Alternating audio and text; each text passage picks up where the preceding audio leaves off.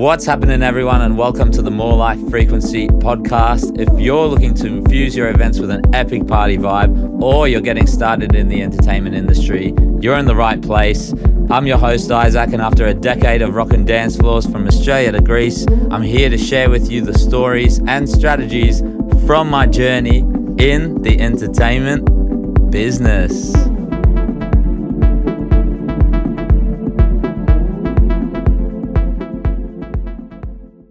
Now, today, we're in for a very special episode. Welcome to episode 5, and thank you so much for joining us. This is our first episode with a guest on the podcast. Yay. That's what I'm talking about. Welcome, Jake. Hey, how's it going? Thanks for having me. Very good, not a problem. So Jake is actually a videographer, photographer. We've been working with him for a number of years now throughout a lot of our gigs from our artist project, and he's had the privilege of being in our presence and putting up with us. Yeah, of course. I love it. So, Jake, you've had a lot of experience in regards to events, so things like photography and videography for weddings and things like that. Yeah. So for our audience, I really wanted to delve into with this episode regarding utilizing your experience and seeing where they can learn from your expertise. So I guess the first question I would have, and where I want to lead this conversation, is what are some common misconceptions or maybe things people expect but it's not the actual reality when they're planning? They book you, so they book the videographer or photographer for the event. What are some things that people tend to overlook, or maybe something that they don't expect? Yeah, for weddings specifically? Weddings and or events. Let's start with weddings though. Well, mainly with weddings, I guess people don't really know what to expect from a video. They just think that they need video, but they don't actually know why they need video, which is really interesting. I always have to explain what they get from me. So highlights or filming the wedding as a whole, so you can rewatch your whole ceremony or rewatch speeches and stuff like that.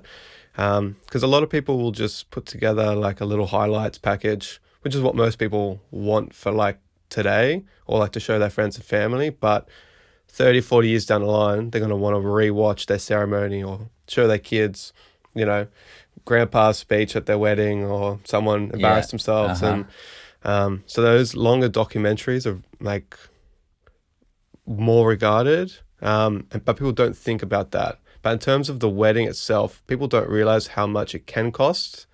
And just the prices are just so insanely high these days, specifically for venues and catering and food. As soon as you put the word wedding in front of everything, it just adds a zero to the price. Should they hide the fact they're having a wedding? Yeah, I know, right? Yeah. But you can cheap out on some things and save the budget. And I don't know, most people, they don't expect it to be as high as it is. And they get really shocked by that. Okay. Because they want to do everything, that's modern and classic. Top notch. Yeah. And they don't realize the price tag associated with that. And also you have to be hiring top vendors because it's your one day, right? So you don't want to cheap out. Yeah. So you want the best of the best, and they charge top dollar because they've seen it all. So they know how to work with you and to get the most out of your day.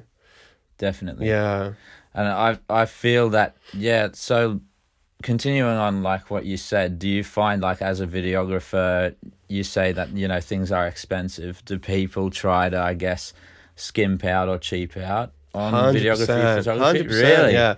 So even without it, they've got nothing from the day though. It's it never happened, right? Yeah. If you haven't taken that photo or video. Yeah. People always say my Uncle Jim has a camera and he can take photos, and here he goes, Jimmo. Yeah. Or someone's uncle, and I've had people before say, we've decided not to go with you because we're just going to get our uncle to do it. And I say, look, that's fine, but just be, check if they have done stuff like this before, because if, they could take nice photos at events or just portraiture, but weddings are a totally different beast. If they haven't done one before, don't even bother, because it's not worth risking not remembering and not having anything to show people for it.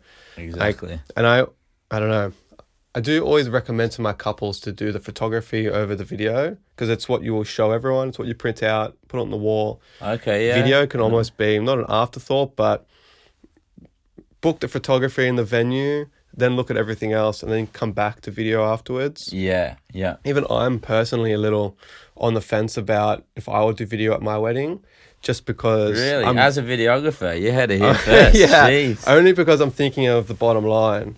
But I also Okay. know, like, Meaning the price. yeah, the price. Okay, yeah. So just because I'm more budget conscious. Well, a lot of the Yeah. listeners are going to be budget Yeah. conscious too. So, like, speak to that, I guess, Yeah. as well. And I also understand, like, I can film it myself. Like, I've got the equipment myself. I can just get someone to just press record on a camera. Like, and I know how to do what is important for me, which would just be capturing the ceremony in full and maybe the speeches in full. I don't really need the highlights. I mean, I might change my mind later down the line, but I've always been a photography is more important than the video for weddings. That's specifically. so interesting to hear. Yeah, because I even recommend to people who are more budget conscious, just get like an iPhone or someone to set up a DSLR in the corner, and I'll kind of work with them to get a nice angle for them, knowing it's not going to be filmed on the world's best camera, but I can help them get something that's at least rewatchable for them. Yeah, Because for the most part, it's about capturing the moment rather than reliving it. Yeah, definitely. Yeah, so I don't know. Personally, I don't know. I guess it depends on what my budget looks like when I get married one day. Yeah, here we go. Because I would like Countdown is on, everyone. I would like a video of it, but for me, there's more important things that I would prioritize. Yeah, And I think that's so every couple has different priorities. Like, some people want an amazing dress or an amazing venue, or they're really focused on, having a certain type of DJ or a certain type of band, or having florists. Like, I have some brides who really prioritize the floristry, and they spend most of their budget on the flowers, and it looks amazing. But not everyone is like that. Some people just go for the plastic flowers because it's not a huge priority. Okay. Wow, really? Yeah. I personally love plastic flowers. You don't need to water them. You don't need no maintenance. And they look the same every day. Yeah. It's like as if you don't want to... But they're good for your house and they're good for decorating the tables. But I think most brides prefer real flowers if they choose to have a bouquet. Okay, yeah. Well, which is fair, right? Yeah, and I do see a mixture of like real flowers and then fake plastic ones on the table, because sometimes the venues will actually provide them as just like basic decoration. Yeah, okay. But, everyone's different. It's Yeah, just about different 100%. priorities, 100%. Yeah. And if you're looking to go viral on TikTok, then video is very important, isn't it? Yeah. And the content creation now too is pretty big for weddings. As in, are you saying like post-production for the wedding, I guess, reels and stuff? Well, some couples are hiring content creators on top of photo and video. Oh, wow. So someone specifically that films like just on their phone. Yeah. For like TikTok and Instagram and stuff like that, so that they don't have to worry about it, and none of their bridesmaids or groomsmen have to worry about it either. Some of them can be really good. Some of them do get in the way. It's a very new emerging sort of market. Yeah. But as social media is becoming more part of our everyday lives, it's important for them. And I don't know how I feel about it yet, to be honest, because some of them I've really liked working with. Some of them have been not so great to work with, like in the sense that you can be a good photographer, but you can be a bad wedding photographer, because if you can't cooperate 100% agree, with like other vendors and you don't know what you're doing, like it's a totally different ball game. So I don't know, it's just interesting. Everything's changing with weddings now. Oh, 100%. Even I was going to say, I went to a wedding in Bali, a friend's wedding, and they flew a content creator just filming on her iPhone to the wedding, specifically just to get, that iPhone footage. That she had a bit of a trend in mind as well in regards to like the bucks, and she'd filmed them at the beginning of the wedding versus after. I still haven't watched that reel back. I don't know if you want to. I don't know either. But do you know what I mean? So do you find them like sort of hopping on trends as well? Yeah. yeah, everyone's hopping on the trends. The one at the moment in terms of wedding photography is like the blurry running shots. So Okay. it's like an out of focus, looks like it's taken by someone in their first year of photography, but like it shows like just action and movement and stuff, and it looks really like if it's done well, it's really nice. But I guarantee you, within 5 or 10 years, you'll put that photo away and never look at it again, even though Yeah, it's what yeah, you'll okay. post first now. Yeah. So there's a lot of like trendy stuff that pops up all the time that people ask for, and we love getting them, but you need those classic timeless photos and shots because they're really the ones you're going to print out and show everyone. Put in your, in your wallet, Yeah, exactly. yeah, stuff like that. So, um, yeah, I don't know. What else have I seen? No, that's amazing. You mentioned the timeless photos and things like that. Yeah. So let's go and delve a bit more down that route. What, in your experience, is that timeless photo? Where is it taken? When's it taken? You know, speak to that a little bit. So it's mostly just like the bride and groom together. So just holding hands with their bouquet in the middle, or your classic moments like your first kiss, walking down the aisle, coming into the reception, one shot from the first dance during like a particular moment if they've got a choreographed dance, maybe one or two shots in the morning, like looking out the window or just about to leave. It's interesting talking to people that had weddings 40 or 50 years ago who had a photographer versus what I do as a wedding photographer now. Because I speak to them and, they get maybe 30 or 40 photos across the whole day. And I do like between 700. I promise 700, Oh, wow. but I actually deliver closer to like 1,000 because I'm a big fan of over delivering and letting them choose what kind of goes out into the world. 100%. Yeah, Some yeah, photographers try to cut it down so it's more curated, but I'm kind of against that. I think that the bride and groom should be the ones to decide what makes the final 100%. cut, right? Yeah, 'Cause yeah, actually, I'm finding that not everyone shares the digital galleries with their entire guests and stuff. Only a few do. Most people just download the stuff that they like and then share it from there. So it doesn't have to be as curated. I think the get more you. curated stuff is saved for albums and stuff. But Yeah. yeah, just in terms of the more classic photos, things like flat lays. I love my veil shots. What's a flat lay? So a flat lay is like, so you've got your shoes, you've got your rings and your jewelry, your perfume, your cologne. Oh, okay. So it's like all the stuff you're All wearing. the bling bling. Yeah, Yeah. just sort of down flat somewhere and then a photo looking straight down. Okay. So it just kind of captures some details of the day. Most people really love them. Some people say don't bother about them, but then I do it anyway, and they don't realize how important that is. Yeah. Same thing with ring shots. My thing at the moment is to take nice photos of people's rings. I've been doing it for a few years, and it's kind of part of my brand, I guess, to take nice photos of the rings. And no one asks for it, but I do it, and they say that that's one of the shots that they're glad that I captured. And people watching me do it say they regret not getting those shots at the wedding. Yeah. Because Wow. it's a bit like you can't really take a nice shot of your rings with just your phone, right? Yeah, no, Takes no, a no. very that camera lens really enhances. yeah, you need a the certain type texture. of camera lens called a macro lens, so you can get really close. Okay. Or depending what type of photograph you're trying to do, but to get really close to something small, yeah, you need something unique that even a hobbyist photographer might not have unless they're really into their hobby, I guess.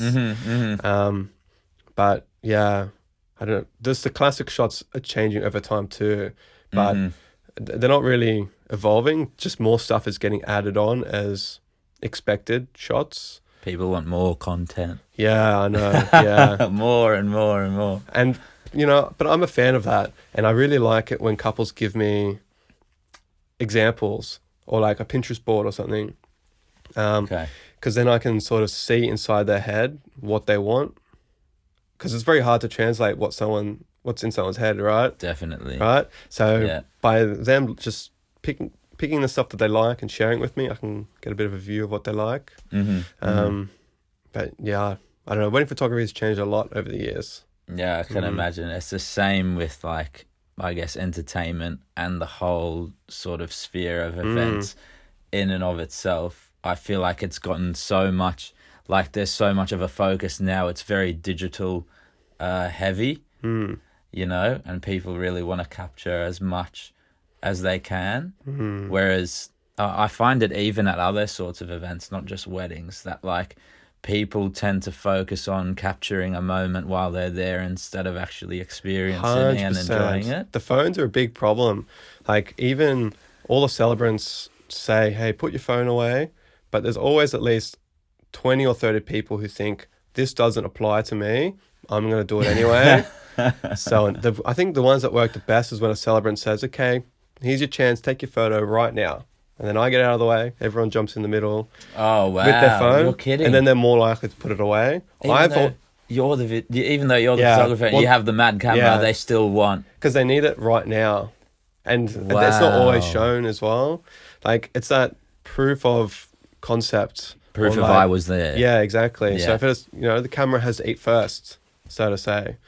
But yeah, people just need to prove to other people what they've done. Yeah, but not living in the moment is a big problem. Even at DJ sets, like sometimes 100%. That's why, like, say that again. Yeah, like it's so frustrating. Like you go to some, like even watching a live band, and everyone is just hiding behind their phone. I can't stand it. Bro, like it's frustrating because as a photographer myself, I don't even take out my phone, or even if I have my professional camera, because you have to understand.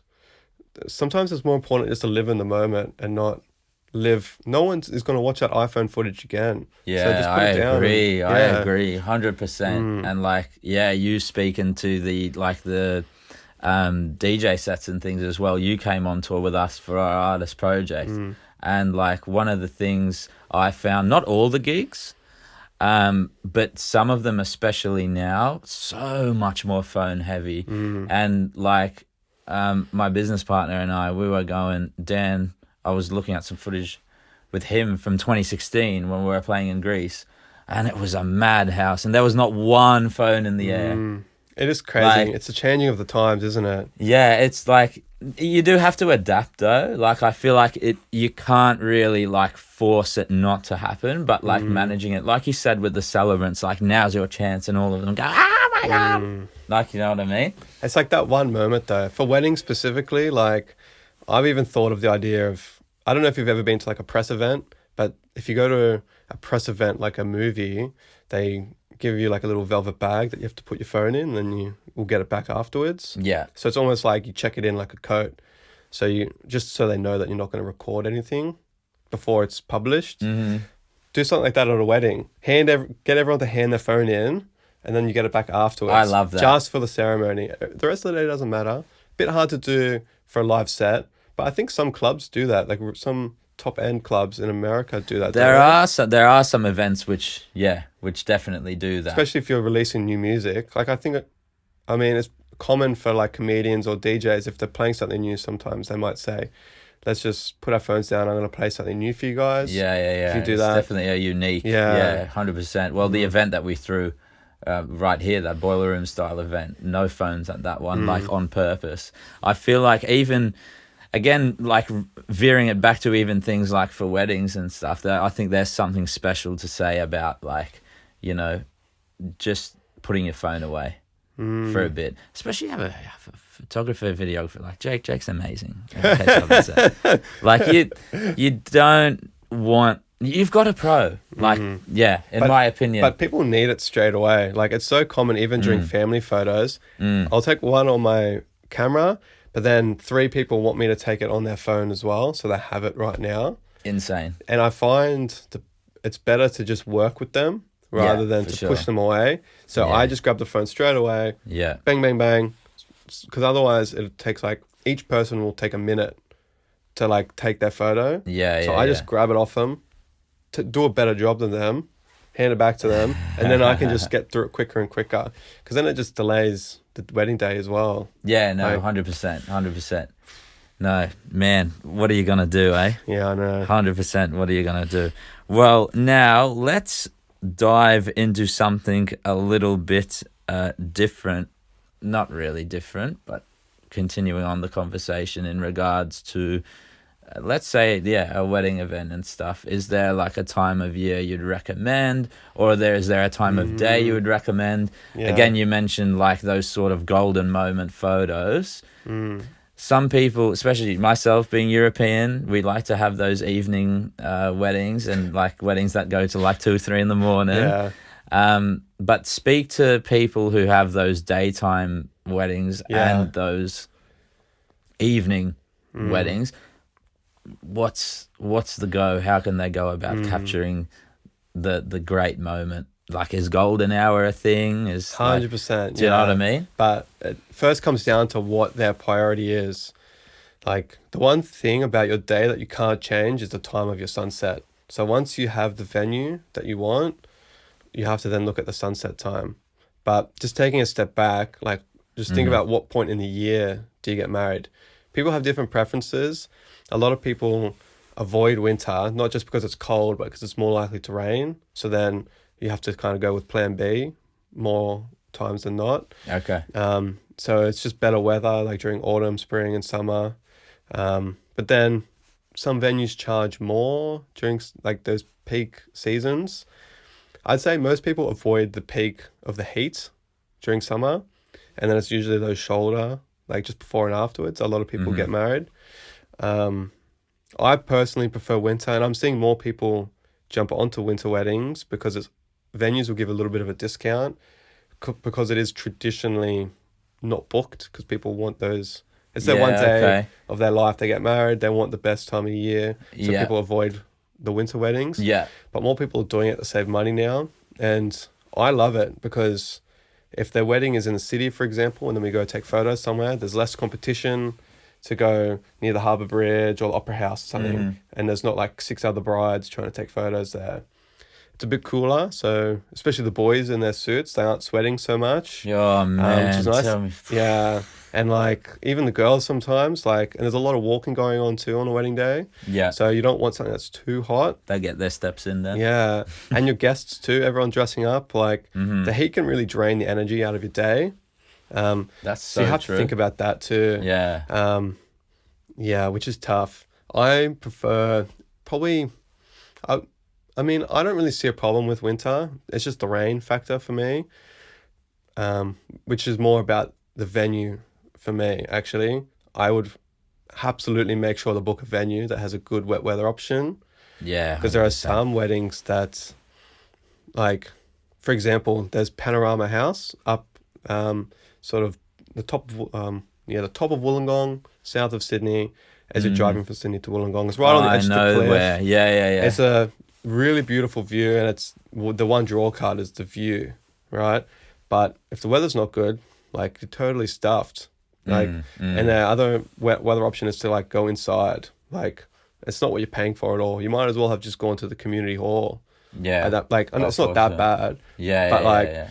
you know, you're not getting what you thought you would. So absolutely make sure you have a good wet weather option at your venue. But 100%. time-wise, yeah, for the day itself, you have to think about your priority. I did one just a few days ago where the ceremony was at 4 o'clock, sunset was 5 p.m. So ceremony finishes at 4:30, family photos for that last sort of 20 minutes, 30 minutes.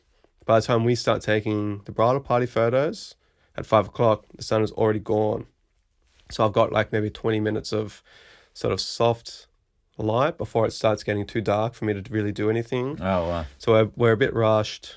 But their priority was the ceremony and the family photos, and the lighting was amazing. Okay. I generally will recommend you want to take photos during that 1 hour for golden hour.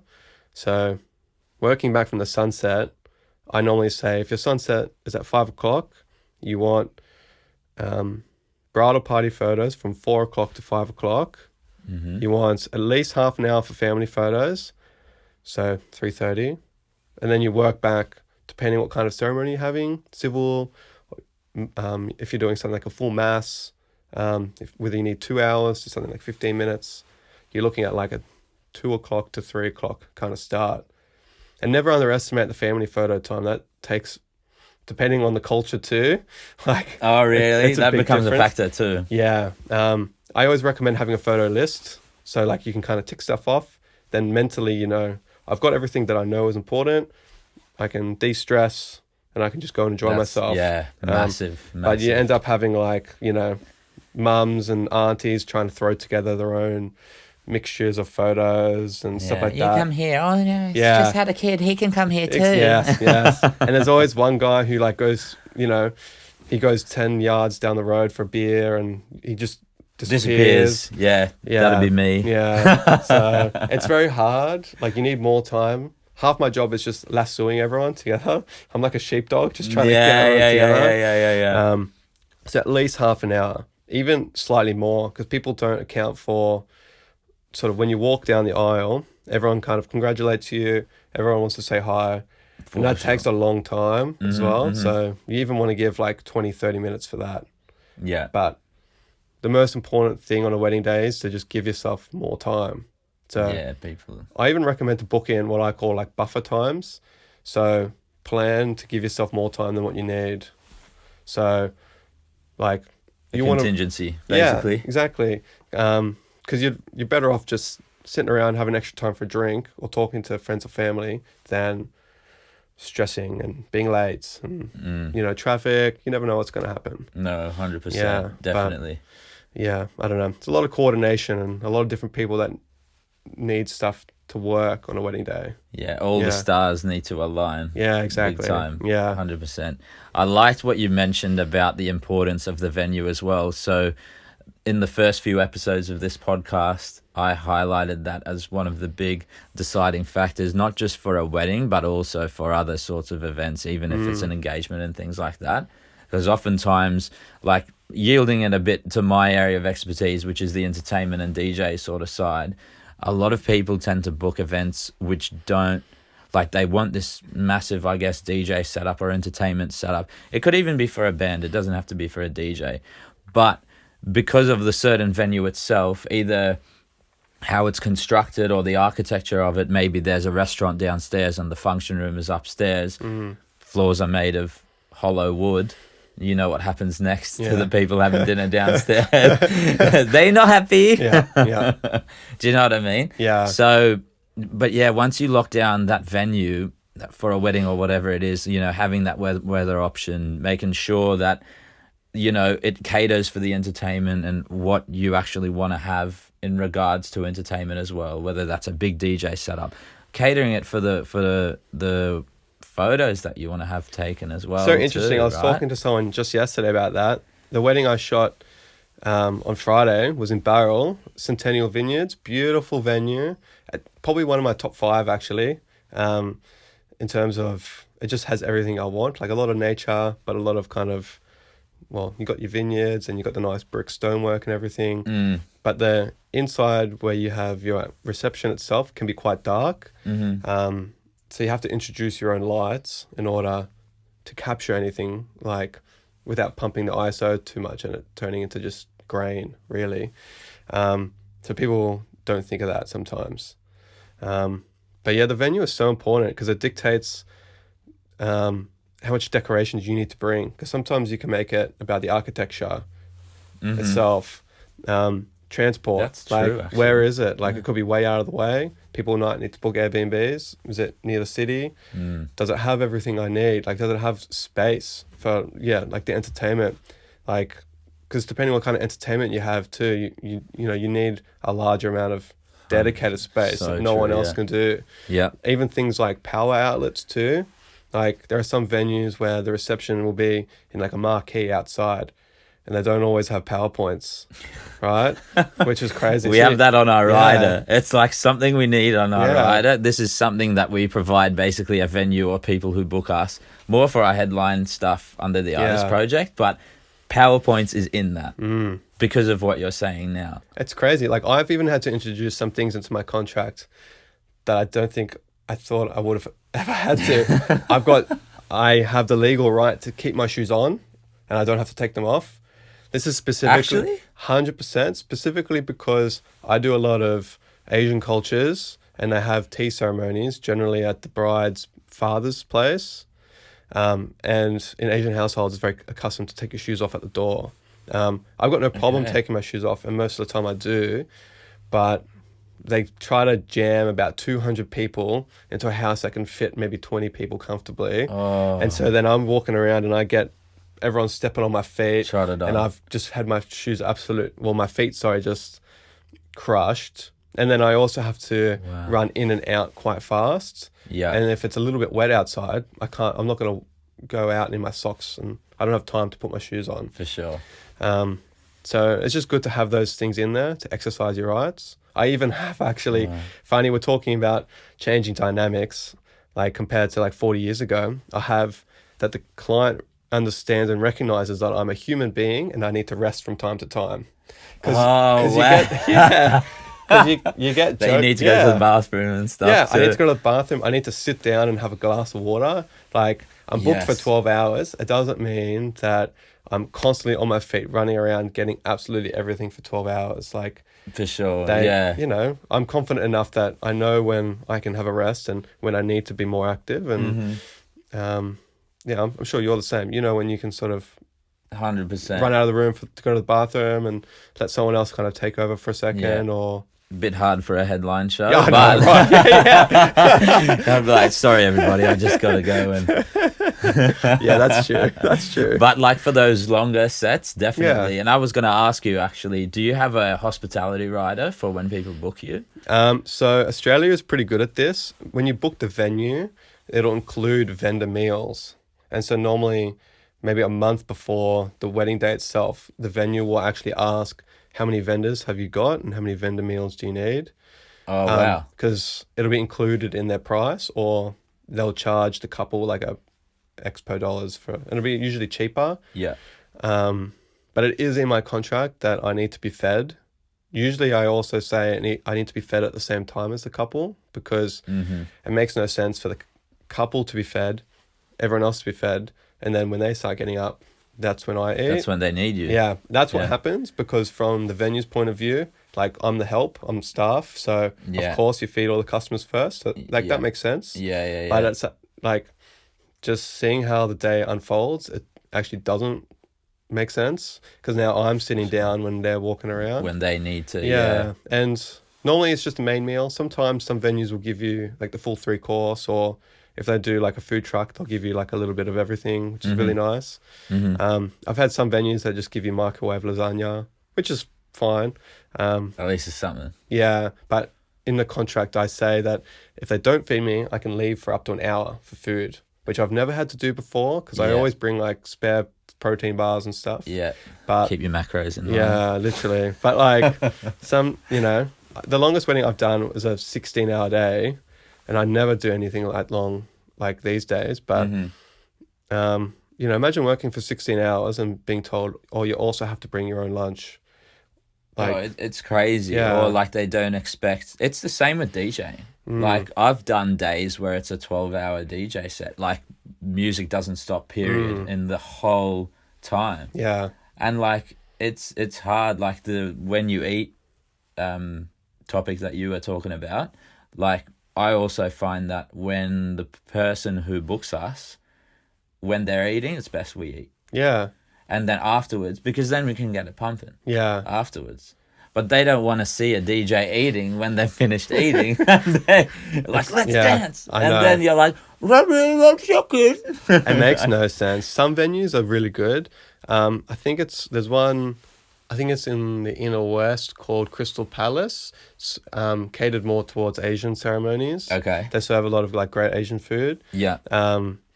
They actually feed the vendors as guests are like coming into the venue. So they give you a little bit of everything. Like it's That's like amazing. a share place, and they feed you up like before everyone even comes in, really, which is great, which is exactly what you want. Like, That's good. So you're full from the start. Yeah. Yeah, And I don't have to that's think about amazing. food. I'm not looking at the canapes, going around thinking, fuck, I'm starving, I need something. 100%. 100%. Yeah. So a message to all those people planning events out there: take care of your people. You know, you want good photos and video. Man's got to eat. Man's got to eat. Like, yeah, and even like how they treat us, how venues treat vendors goes to like whether I recommend people get married there or not. Like, Yeah, and people of ask course. me, oh, well, have you heard about this venue, or do you like this? And like how I'm treated is like so important. And just getting fed is like such a basic staple. But you get some venues that the staff are particularly rude, or they feel like they don't want to be there, or Yeah. they treat you differently.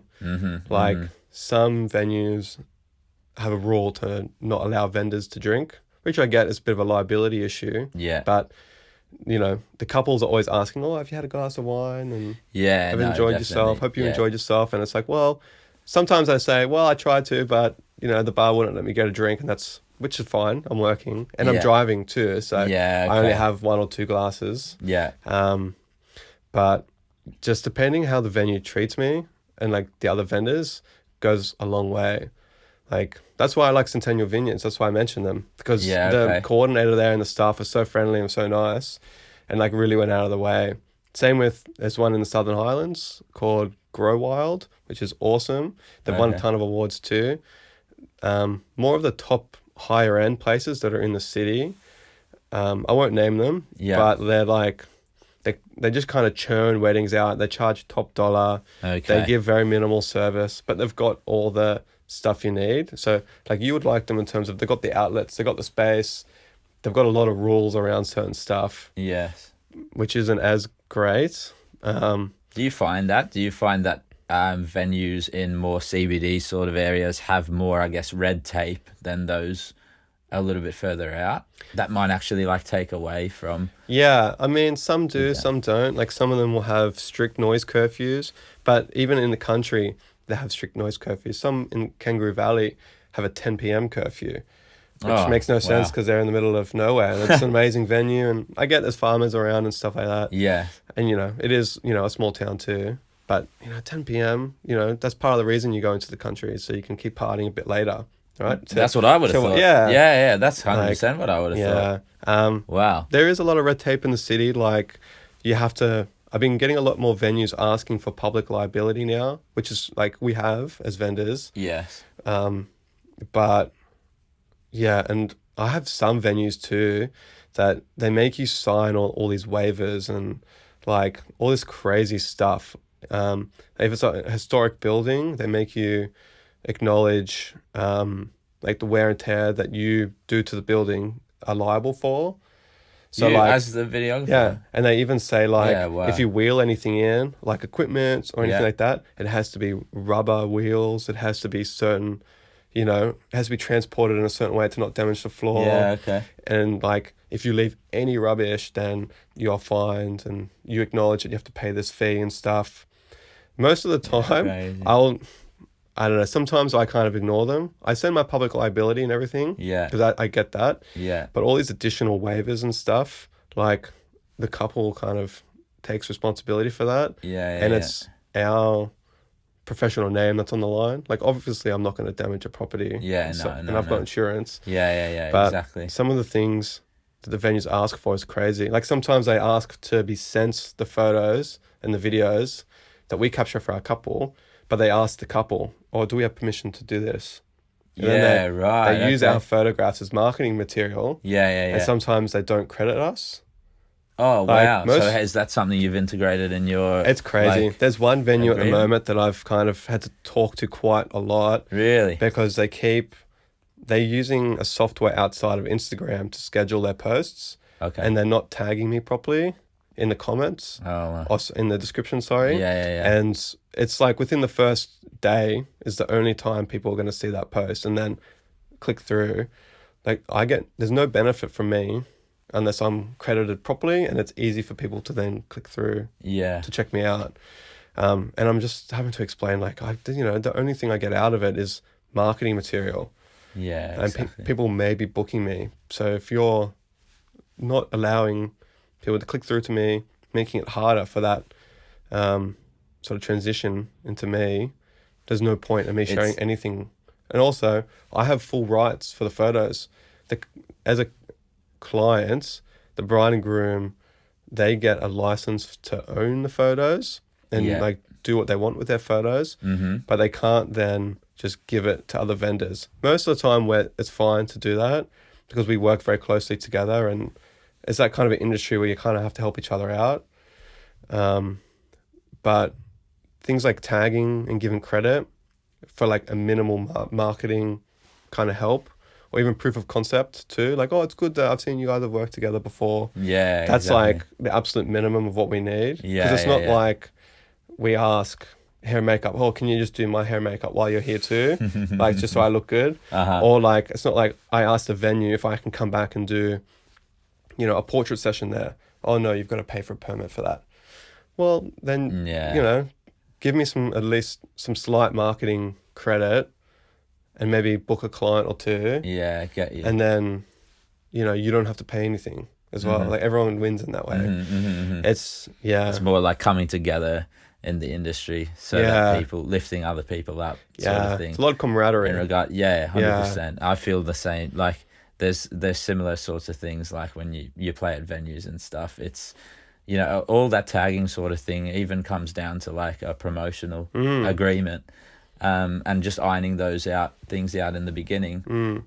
Even if you just deal with, I guess, somebody who books you privately, if they do want to tag your brand, just laying the foundations of like what's acceptable and what's not sort of acceptable as well. Again, in this social media day and age, man, it's like it's so important. You've really got to it comes into how you every day your operations and things. So I wanted to dive a little bit deeper into a point you made a little bit earlier regarding, you said time of year in order to save money for the event.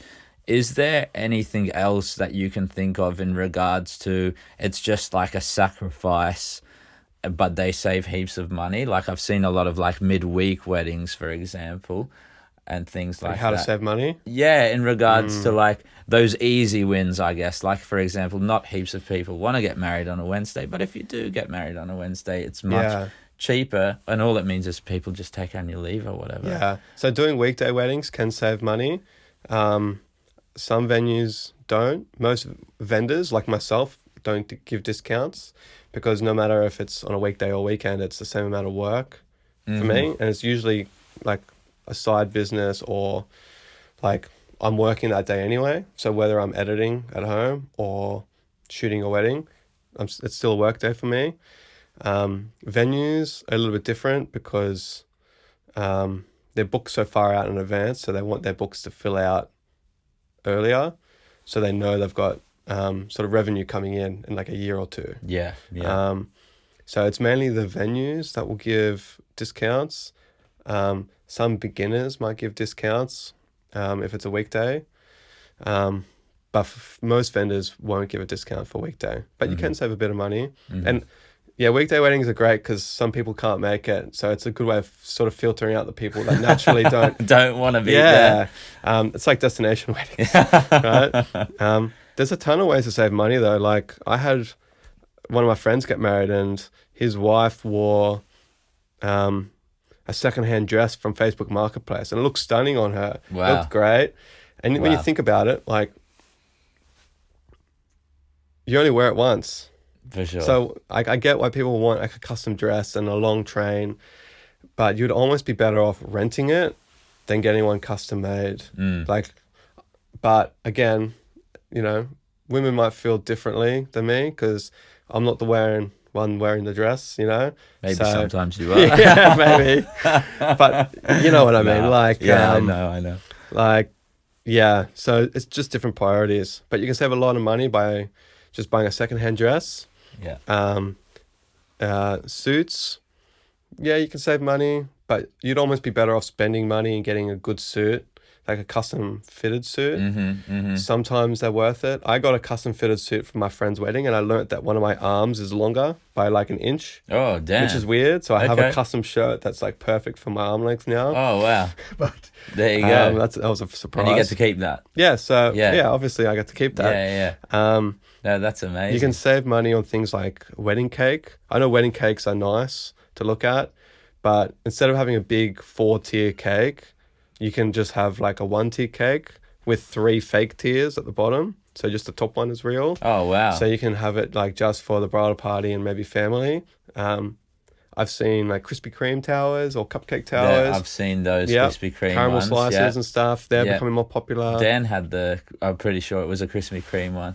for Oh, his really? engagement. Yeah. Damn, I It missed was it. so young. Yeah. You missed out on that. It was Okay. so young. Always working, bro. I know. I'm just so busy, man. Don't get me started. Um, what else? I mean, there's a lot of things you can save money on. The venue as well. Like the venues charge a ton, depending where you go. Like some places will charge 300 plus per person. Mm-hmm. And then also charge all these absolute BS fees. I once got told one of my couples had to pay $900 just to put down the projector screen and use the projector.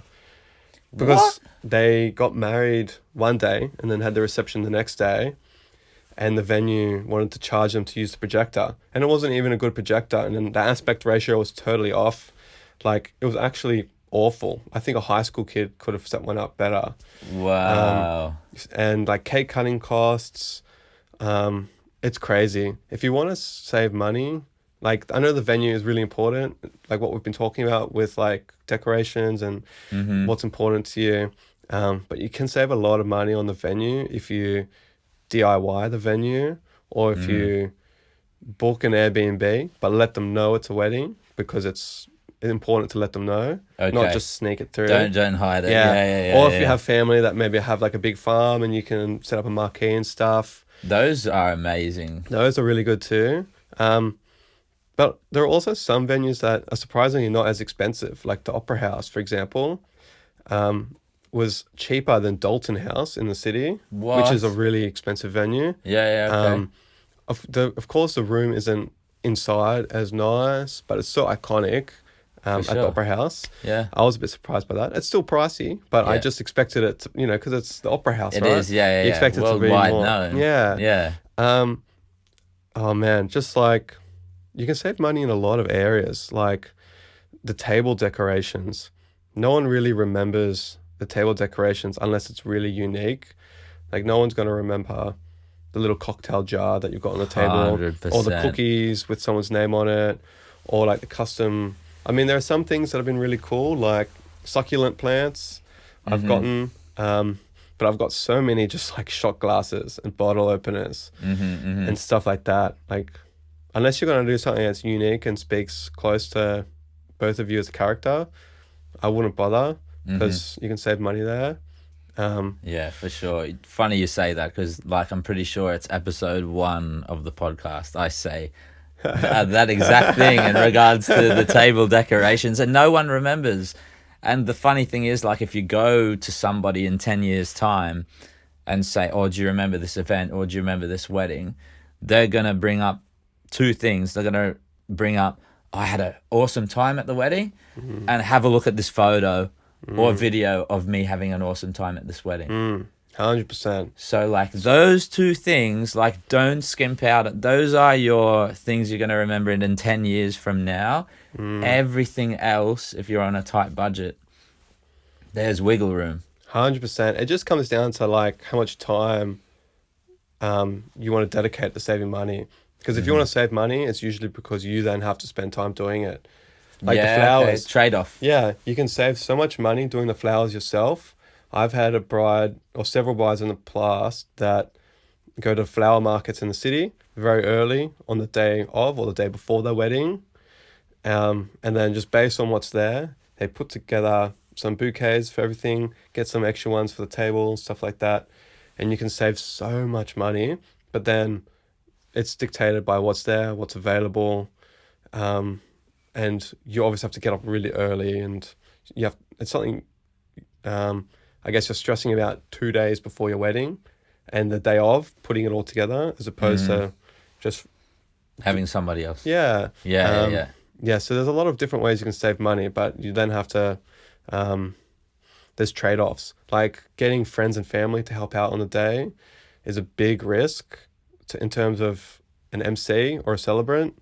Yeah. It's not that they're always bad, but a lot of the ones that I've seen that haven't been, not bad, but have had a bit of a lull or aren't as exciting as they could have been, is because friends and family are involved with the wedding itself without having any experience. So getting an MC who doesn't know how important it is to keep things on track and keep the energy up.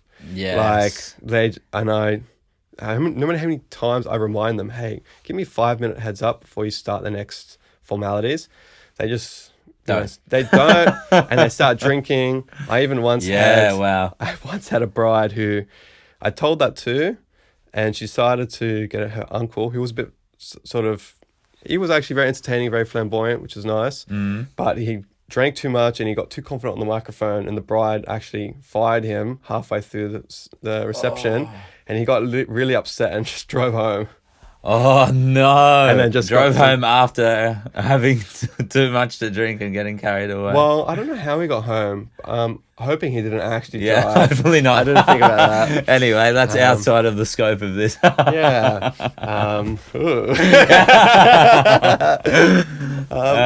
Yeah, man. But you can save money everywhere, even like what you're wearing, jewelry.